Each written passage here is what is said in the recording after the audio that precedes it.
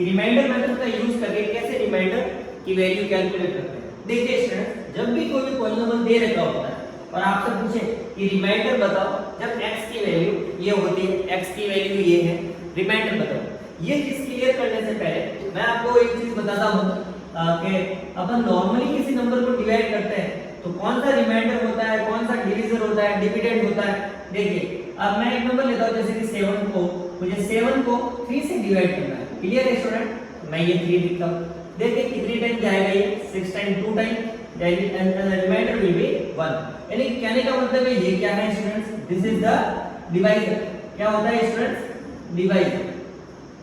ये डिवाइजर, ये क्या होता है students? It is called dividend. ये क्या होता है स्टूडेंट? क्वोशिएंट। और ये क्या होता है students? This is called the remainder. तो ये चीज आपको क्लियर होनी चाहिए। तो कहने का मतलब ये है कि जब आप x की जगह पर -2 रखते हैं तो रिमाइंडर क्या बचकर आता है। तो उसका सिंपल एक मेथड है, दो टाइप्स के मेथड है स्टूडेंट। पहला तो है रिमाइंडर मेथड और दूसरा जो है वो डिवीजन मेथड। पहले रिमाइंडर मेथड से समझते हैं कि रिमाइंडर मेथड से कैसे आप x की वैल्यू को निकाल जो है वो निकाल सकते हैं। क्लियर है? देखिए x की जगह पर आपने जो वैल्यू रखी है वो -2। अब -2 वैल्यू रखते हैं, इसको सॉल्व करते हैं। जैसे कि जहां पर मैं x की वैल्यू है वो -2, तो x की जगह पर क्या रखेंगे? -2। 3 x की जगह पर -2, 3 x की जगह पर -2 होल स्क्वायर, -3 -2 माइनस का 7। 2 की पावर 3 कितना हो गया स्टूडेंट्स? 2 की power 3 -2 into -2 into -2, -2 into -2 into -2। Very most important point student, -2 का क्यूब करेंगे, माइनस माइनस प्लस और प्लस माइनस माइनस। तो अल्टीमेटली आपका आंसर आना चाहिए माइनस में 2 टू द 4 4 टू द 8। तो आंसर आना चाहिए माइनस का 8। तो 3 को जब माइनस का 8 से मल्टीप्लाई करना है वो इधर अगला लिखते हैं। जैसे कि ये गिवन है, प्लस 2 का स्क्वायर करेंगे तो माइनस का 4। देखिए -2 into -2 minus minus plus, plus का 4 और प्लस का 4 को 5 से मल्टीप्लाई करेंगे 5 to the 20। Clear? Minus minus हो गया प्लस और 3 टू द हो जाता है 6 माइनस का 7। 8 क्लियर क्या हो गया स्टूडेंट? माइनस का 24 प्लस का 20 प्लस का 6 माइनस का 7। अब देखिए प्लस प्लस टर्म को अलग ऐड कर दिए तो जो 20 प्लस 6 हो गया 26, माइनस माइनस टर्म को अलग से ऐड कर दिए 24 प्लस 6 हो गया 30 प्लस 1 हो गया 31। 26 माइनस 31 को माइनस करेंगे तो हो गया स्टूडेंट अपने पास 4 और एक 1 यानी कि माइनस का 5। तो कहने का मतलब है पहला मेथड जो रिमाइंडर मेथड है, जब भी आपको पूछे कि भाई इसका रिमाइंडर क्या निकलेगा, रिमाइंडर क्या निकलेगा, क्वेश्चन आपको थोड़ा सा शॉर्ट रूप में दिया है मैंने x - 2, जबकि ये आपको क्वेश्चन आता है x+2 फैक्टर के फॉर्म में।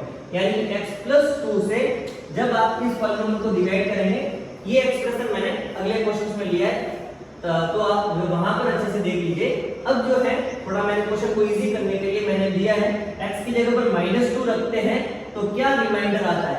तो रिमाइंडर उस समय निकलेगा स्टूडेंट जब आप x की जगह पर उस पॉलिनोमियल में -2 रखते हैं। तो -2 रखा, फाइनली आंसर आ गया -5। कहने का मतलब ये है ये जो जीरो है, इस जीरो की वैल्यू से जब अपन फैक्टर बनाएंगे और उस फैक्टर से this will be the factor. देखिए student, this will be the factor and this is the zero. इस फैक्टर से जब आप इस फैक्टर्स को डिवाइड करेंगे एंड सो ऑन, तो आपका जो रिमाइंडर बचेगा that remainder is called the -5। Understanding clear करिए स्टूडेंट। जब इस वैल्यू से इस अपने पॉलिनोमियल्स को जब डिवाइड करेंगे तो लास्ट में जो वैल्यू बच जाएगी दैट विल बी द -5। वो -5 आएगी। वो कैसे, एक क्वेश्चन और लेते हैं और जिससे आपको एकदम क्लियरली समझ में आ जाएगा कि क्या और कैसे अपन रिमाइंडर की वैल्यू फाइंड आउट करते हैं। जैसे कि एक क्वेश्चन दे रखा है students, px = x⁴ + x³ - 3x² + 3x + 1 and the value of the gx किसे कहते हैं स्टूडेंट? एक दूसरा पॉलिनोमियल। जैसे आप सिंपली मैंने अभी आपको बताया 7/3, तो बड़ा वाला पॉलिनोमियल सब कहलाता है px, छोटा वाला पॉलिनोमियल कहलाता है स्टूडेंट gx। तो यानी कि जब px को gx से डिवाइड करेंगे तो रिमाइंडर क्या आना चाहिए वो आपको पता है। क्लियर है स्टूडेंट? जब px को यानी बड़ा वाला पॉलिनोमियल को छोटे वाले पॉलिनोमियल से डिवाइड करते हैं तो रिमाइंडर क्या आता है वो अपन को पता करना है। अपन देखते हैं कि जब भी आपको पूछे कि रिमाइंडर पता लगाओ, कुछ नहीं बोला कि डिवीजन मेथड से लगाओ या रिमाइंडर मेथड से, तो आपको सिंपलिसिटी के लिए रिमाइंडर मेथड ही यूज करना है। तो सबसे पहले आप gx जो दूसरा वाला छोटा वाला पॉलीनोमियल है उसको हमेशा आप 0 के बराबर लिख लीजिए। ये लिख लिया। अब 0 के बराबर रखेंगे तो x की वैल्यू निकालनी संभव है। ये माइनस का 1/2 will be the x is equal to 1/2। ये आ गया gx की वैल्यू। अब gx की वैल्यू जो निकाली है आपको px में रखनी है, यानी कि जो मेन अपना पॉलीनोमियल है, जो डिविडेंड नंबर है x की पावर 4 प्लस x की power 3 minus 3x square plus 3x plus का 1। ये you have to put the value of x is equal to 1/2। तो जहां पर भी x है वहां पर मैंने 1/2 रख दिया। देखिए 1/2 और वैल्यू ऑफ द 4। देखिए इस टाइप पे इस वाले क्वेश्चन में, इस क्वेश्चन में क्या फर्क है, ये क्वेश्चन सीधा आपको यहीं से दे देगा, x की वैल्यू ऑलरेडी निकाल दी है और फिर आपको सीधा सीधा डिवाइड करना है। तो इसमें ज्यादा कंफ्यूजन नहीं होगा। कंफ्यूजन आपको इसमें क्रिएट हो सकता है कि पहले जो आपको gx पॉलीनोमियल दे रखा है उसको 0 के बराबर करके वैल्यू निकालो और फिर वो वैल्यू जो है वो ओरिजिनल पॉलीनोमियल में रखेंगे, तभी आपको आंसर लिख लेंगे। अगला 1/2 का क्यूब करते हैं, -3 1/2 का स्क्वायर करिए प्लस का 3, x की जगह पर क्या करें 1/2 और प्लस का 1। ये क्लियर हो गया। अब इसको ध्यान से देखिए student, p 1/2 is equal to 1 की पावर 4 कितना हो गया 1, 2 की पावर 4 कितना हो जाता है। ध्यान से देखिए स्टूडेंट, 1 का क्यूब कर 1 को 4 टाइम्स मल्टीप्लाई करने पर भी 1 ही आता है। 2 की पावर 4 यानी कि 2 को 4 टाइम्स मल्टीप्लाई करिए ऐसे, 2 to the 4 4 to the 8 8 to the 16। So answer will be here 60। नीचे हो गया आपका 60। 1 का 1, 2 का क्यूब करते हैं कितना आ गया 8 माइनस 3 ऐसा का ऐसा। पहले इसको सॉल्व कर दीजिए। 1 का क्यूब स्क्वायर करेंगे तो भी 1 और 2 का स्क्वायर करेंगे तो 2 हो जाए 4 प्लस 3 को 1 से मल्टीप्लाई करेंगे। देखिए ये नंबर जो है वो ऊपर वाले से मल्टीप्लाई होगा, 3 into 1 हो गया 3, नीचे है 2 प्लस 1। ठीक, इसको भी मैं मल्टीप्लाई करांगे तो 1/16 प्लस 1/8 माइनस 3 को 1 से करेंगे तो माइनस का 3/4 प्लस 3/2 प्लस का 1। अब आपको क्या करना है, सभी का एलसीएम ले लीजिए। सबके नीचे फ्रैक्शन में, लेकिन ये टर्म फ्रैक्शन में नहीं है। You can write here 1/1 because 1/1 is also the value of the 1। अब आपको पता है एलसीएम कितना आएगा, एलसीएम आएगा 16। तो हर एक नंबर को आपको 16 से मल्टीप्लाई करवा दीजिए ऐसे और ऐसे। और रिमाइंडर जो भी एलसीएम आपने निकाला है इसको थोड़ा मैं आगे ऊपर की ओर ये जो है रब करके वैल्यू निकाल देते हैं। जो वैल्यू अपनी आई है वापस से नीचे आपने एलसीएम कितना निकाला, एलसीएम निकल गया स्टूडेंट 16। देखिए 16 से 16 कट हो गया, वैल्यू क्या है प्लस 1 की, फिर है प्लस 8 की टेबल से 16 2 टाइम 2 बन जा 2, फिर आपस में माइनस का 4 4 जा 16 4 3 जा 12 माइनस का 12 2 की टेबल से 8 और 8 3 जा हो गया 8 3 जा 24 और प्लस का प्लस और 1 को 16 से मल्टीप्लाई करेंगे तो 60। अब आगे देखिए कौन सी वैल्यू कौन सी ऐड हो जाएगी स्टूडेंट, प्लस का 1 प्लस 2 प्लस 1 हो गया 3 और 24 प्लस जो है 16 कितना हुआ 24 प्लस 34 प्लस 6 40 प्लस 3 हो गया 43 माइनस 12 डिवाइडेड बाय 60। 3 माइनस 2 1 और 4 माइनस 2 4 माइनस 3 जो है 2 हो गया 4 माइनस 1 3 31/16। तो फाइनली कहने का मतलब है आंसर निकल के आएगा 31/16। जब आप x की जगह पर आपको जो gx की वैल्यू क्या गिवन थी स्टूडेंट, gx की वैल्यू गिवन थी x माइनस 1/2। आपने उस gx की वैल्यू को 0 के बराबर रखा और x की वैल्यू निकाली 1/2। Then put up the value here and you will get the answer 31/6। एक क्वेश्चन लिया है, verify whether x + 1 is a factor of this polynomial और नॉट। ये पता लगाना है कि भाई ये इसका एक फैक्टर है कि नहीं। ठीक, ये एक फैक्टर है कौन से वाले पॉलीनोमियल का, ये मैंने आपको जस्ट इसके पीछे वाले क्वेश्चंस में बताया। जो बड़ा वाला पॉलीनोमियल है उसको अपन मानेंगे px, यानी कि px क्या है यहाँ पर x³ + 3x² + 1। ठीक, और दूसरा वाला जो छोटा वाला पॉलीनोमियल है उसको अपन मानेंगे gx। gx की वैल्यू क्या है स्टूडेंट्स x + 1। ये दोनों के दोनों पॉलीनोमियल है। अब आपको ये चेक करना है कि ये इसका एक फैक्टर्स है कि नहीं। अब फैक्टर्स क्या होता है स्टूडेंट, वो मैं आपको थोड़ा सा क्लियर कर दूं कि फैक्टर्स ये होते हैं, जैसे आपने नंबर लिखा 10, 10 के फैक्टर्स क्या है 2 × 5, यानी कि 2 से भी ये नंबर डिविजिबल हो सकता है, 5 से भी ये नंबर डिविजिबल हो सकता है। यानी फैक्टर्स वो नंबर होता है जो कहीं ना कहीं उस नंबर का मल्टीपल्स वैल्यू होती है। तो ये जो है, तो अपन को ये चेक करना है कि ये एक फैक्टर्स है कि नहीं। तो जब भी किसी जो है पॉलीनोमियल्स में ये चेक करना है कि ये इसका फैक्टर्स है कि नहीं है, तो उस जो है पॉलीनोमियल्स को आपको 0 के बराबर रखना है, यानी कि gx की वैल्यू को आपको 0 के बराबर रखना है। और सबसे पहले उसका जीरोस पता लगाना है, यानी कि x + 1 को सॉल्व करके मुझे x की वैल्यू निकालनी है। यानी इस पॉलीनोमियल को मैं सेट जो है सॉल्व करके x + 1 = 0, x की वैल्यू आ गई -1। अब ये x की वैल्यू -1 को मैं ओरिजिनल पॉलीनोमियल में रखूंगा तो जो है 0 आएगा। तो मैं कह सकता हूं कि भाई हाँ ये इसका फैक्टर्स है क्या नहीं है। तो यानी इसको सॉल्व करने से पहले मैं आपको एक लैंग्वेज लिख देता हूं, वो लैंग्वेज आपको हर एक क्वेश्चंस में लर्न करनी है ताकि आप क्वेश्चन आसानी से कर सकेंगे। जब भी आपको gx कोई भी ये पॉलीनोमियल से ये चेक करना है कि ये इसका फैक्टर्स है कि नहीं है, तो आपको एक लाइन नोट करनी है, if the value of 0 of gx, if the value of 0 of the gx put in the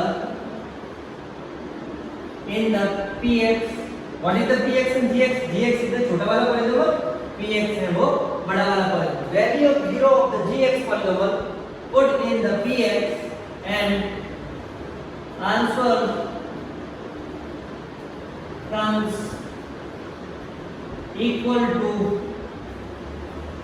0। यदि आंसर आ जाए तो अपन कह सकते हैं so then we can say that gx is a factor of px। इस line को अच्छे से ध्यान रखिए।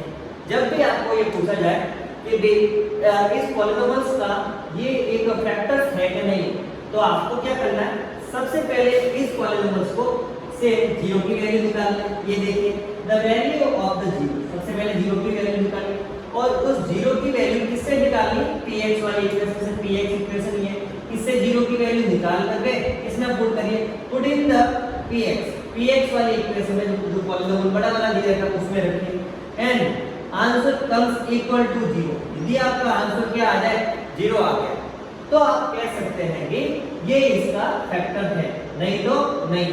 देखते हैं इसी लैंग्वेज के हिसाब से मैं इसको देखते हैं कि भाई सबसे पहले gx जो पॉलीनोमियल है gx = x + 1, इसको मैं 0 के बराबर रखता हूँ और सबसे पहले क्या निकालता हूँ, 0 निकालता हूँ। 0 कैसे निकलते हैं स्टूडेंट, उस वैल्यू को 0 के बराबर रखते हैं। x की वैल्यू क्या आई स्टूडेंट -1।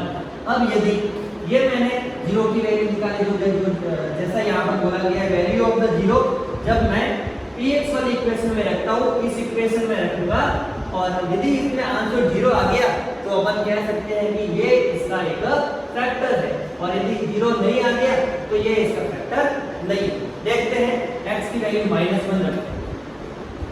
px पहले एक बार इक्वेशन लिख देता हूँ स्टूडेंट, फिर अपन देखते हैं आगे क्या करेंगे।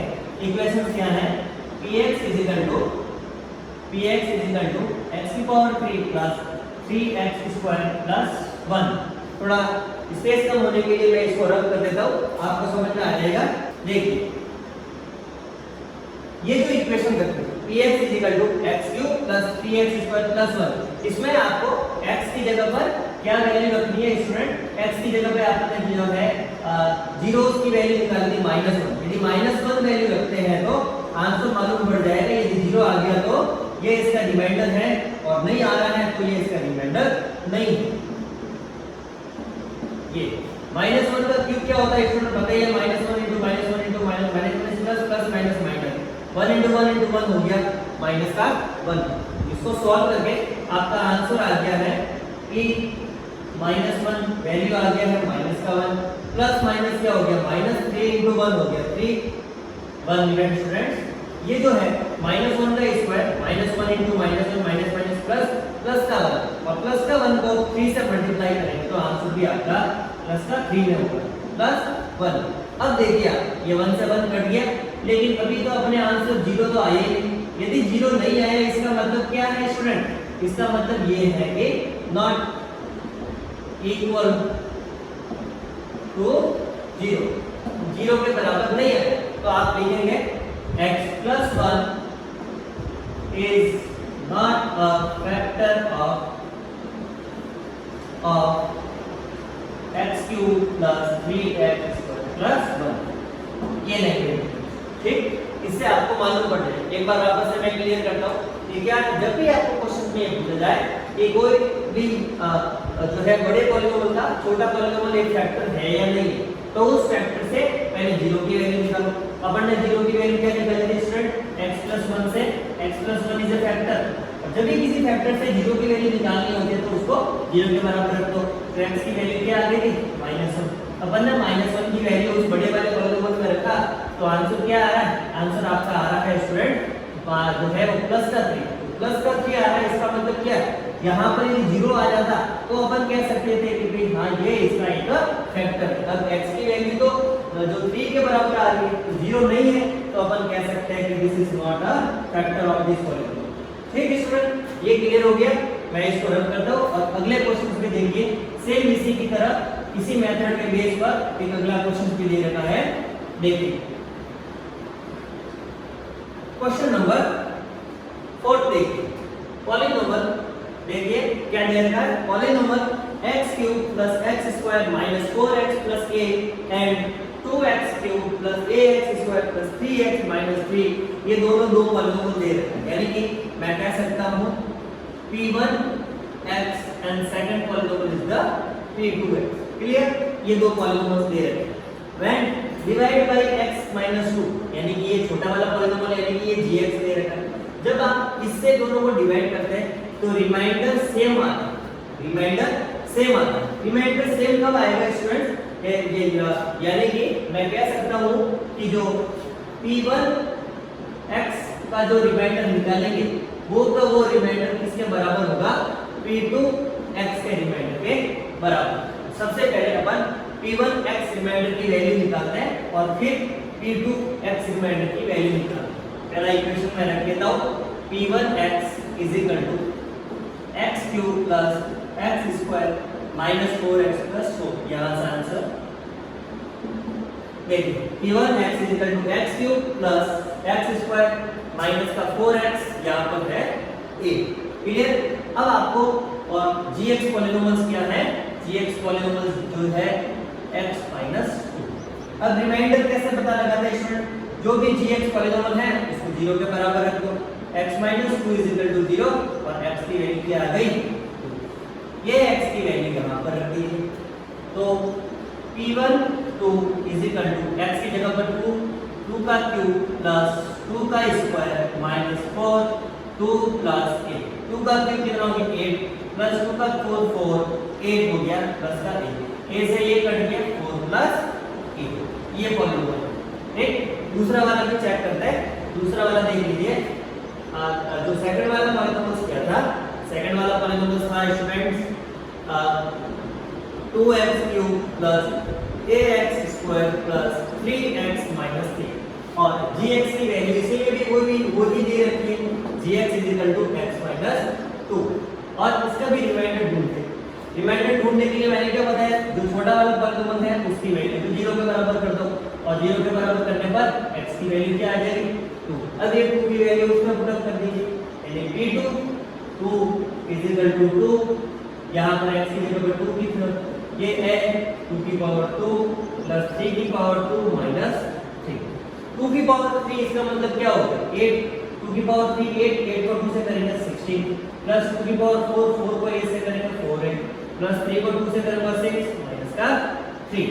देखिए 16 प्लस 4 कितना हो गया स्टूडेंट, सॉरी 16 प्लस 6 कितना हो गया 22 में से माइनस का 3 करेंगे तो 22 माइनस 3 हो गया आपके पास 19 प्लस 4 19 प्लस 4, ये वैल्यू आ गई। अब क्वेश्चन में खुद ने ये बोला है कि दोनों के जो रिमाइंडर है, इस वाले पॉलीनोमियल का रिमाइंडर क्या निकल गया ये, और इस वाले पॉलीनोमियल का रिमाइंडर क्या निकल गया ये, दोनों के रिमाइंडर एकदम सेम है। यानी कि अपन कह सकते हैं कि P1 इक्वेशन की पोजीशन ऑफ द 2 पर जो रिमाइंडर की वैल्यू है वो P2 इक्वेशन के पोजीशन ऑफ x 2 पर जो वैल्यू है वो सेम है। तो जब सेम है तो दोनों की वैल्यू को अपन इक्वल कर सकते हैं। P1 पॉलीनोमियल का ये रहा स्टूडेंट P1 जो P1 2 की वैल्यू 4 + a, तो इसकी जगह पर 4 + a और इसकी जगह पर P2 की जगह पर P2 at the position value of x at the position of 2 is equal to 19 + 4। Clear है? अब आपको ये वेरिएबल है, ये भी वेरिएबल है, वेरिएबल की वैल्यू इस साइड में भेज दीजिए, कांस्टेंट की वैल्यू इस साइड में भेज दीजिए। ये तो इजी है, आपने क्लास 8 में किए होंगे। 4a - a 4a में से किया गया is equal to 3a is equal to, अच्छा तो ये 19 में से 4 गया, इसलिए कितना बच जाएगा -15। यानी कि कहने का मतलब ये है कि 3a इज इक्वल टू -15 और a की वैल्यू हो जाएगी -15/3 is equal to -5। This way अपन ने a की वैल्यू निकाल दी है। यही क्वेश्चन है पूछा। क्वेश्चन ने क्या पूछा था, सबसे पहले एक बार रिपीट करते हैं स्टूडेंट फटाफट। जो पॉलीनोमियल दे रखा है फर्स्ट वाला P1 पॉलीनोमियल मान दिया इसको, दूसरे वाले पॉलीनोमियल को P2x मान लिया। जब इस दोनों पॉलीनोमियल को इससे डिवाइड करते हैं तो आपका जो रिमाइंडर है वो सेम आ। अब रिमाइंडर कैसे निकालते हैं स्टूडेंट बताइए। जो छोटा पॉलीनोमियल है उसको 0 के बराबर कर दीजिए। 0 के बराबर करने पर जो भी x की वैल्यू आएगी वो जब आप उसमें पुट करेंगे तो आपका रिमाइंडर आ जाएगा। तो ये रिमाइंडर आ गया फर्स्ट वाला। वैसे के वैसे सेकंड पॉलीनोमियल्स में ये वैल्यू रखेंगे 0 की, तो सेकंड पॉलीनोमियल का भी आंसर ये आ जाएगा। फिर आपको दोनों ही पॉलीनोमियल्स के रिमाइंडर को पास पे रखना है और आंसर। और ये क्यों रखना है स्टूडेंट, ये बोला गया है क्वेश्चंस में because both equation have the same remainder. तो आपने सेम रिमाइंडर रख दीजिए। यहां पे 4 + a, यहां पे 19 + 4 है। दोनों को सॉल्व किया, you will be get that a is equal to -5। तो ये आपका फाइनल आंसर a होगा।